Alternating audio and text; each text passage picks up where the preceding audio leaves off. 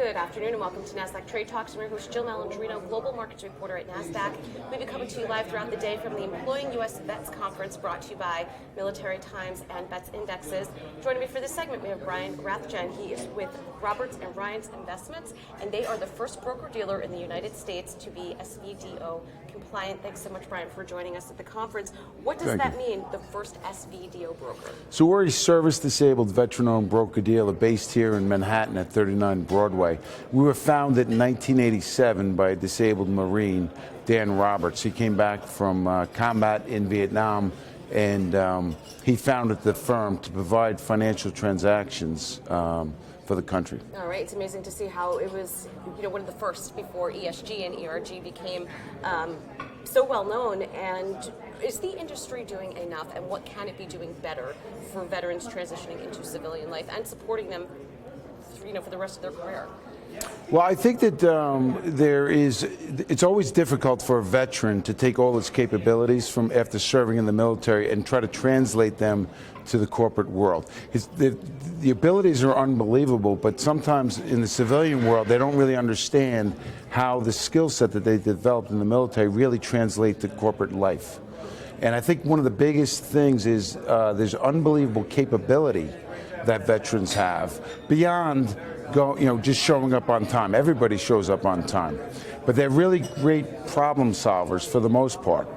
And I think that there's just the buffer. There's definitely a desire from the corporations to help veterans, but I think sometimes translating the skill sets and seeing how that fits into the corporate world. So I think it's just a matter of educating the civilian world what the skill sets of someone who spent 4, 5, 20 years in the military and how that translates to their business problems that they're facing. Yeah, I mean, it seems like it makes so much sense with the military. What's the first thing you think of? Tactical training, strategy, and execution. It just seems like it would be such a great fit for corporations, and I think it's encouraging that more corporations are taking these steps to bring them into the company and give them the skills and the leadership training to get to the next level.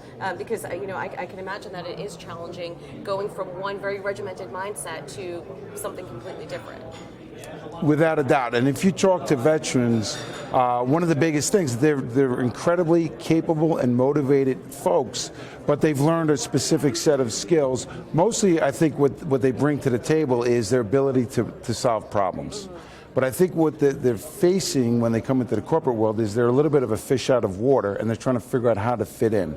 So there's just the mindset of coming out of the military and then going into the civilian world. That's a transition.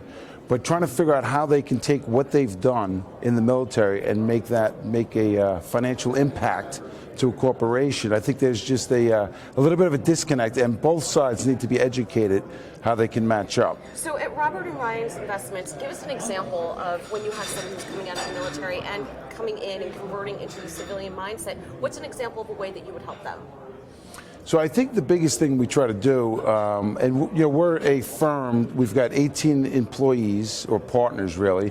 9 of us are veterans. All of us are Wall Street veterans. But when we take folks out of the military, what we try to do is just give them a task, tell them why they're doing the task, and then let them figure it out, because that's really the best way to do it. No one really likes to be micromanaged, particularly military veterans. They're very good if you give them a mission and a why about coming up with the solution, how to do that. Well, we're doing at Roberts and Ryan because we realize as a financial services, that's not really for everybody. So what we're trying to do is not grow and employ veterans, but what we're trying to do is what we do is financial transactions, and we take 10% off the top of every transaction. We donate that to some very good causes out there that are skilled in taking veterans and helping them transition. For example, Helmets to Hard Hats is run by the unions. It's a nationwide program, and what they're trying to do is take military veterans out of the military and then put them into high-paid apprenticeships within the trades, teach them a trade. So what we're trying to do is not take a veteran and pigeonhole him into a financial services if it's not a fit for them. If you look at the stats, most veterans, when they come out, on average, they only stay 12 to 18 months because they didn't really find the right fit. So what we do is, instead of trying to hire someone to fit them into Robertson Ryan per se, is donate money to folks like Hiring Our Heroes, or in our case, we donate money to Helmets to Hard Hats.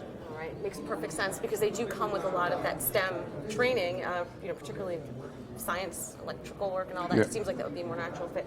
Thank you so much for everything that you're doing for the community, for joining us today. Thank you for having us. And thank you for joining me on Trade Talks. I'm Jill Malandrino, Global Markets Reporter.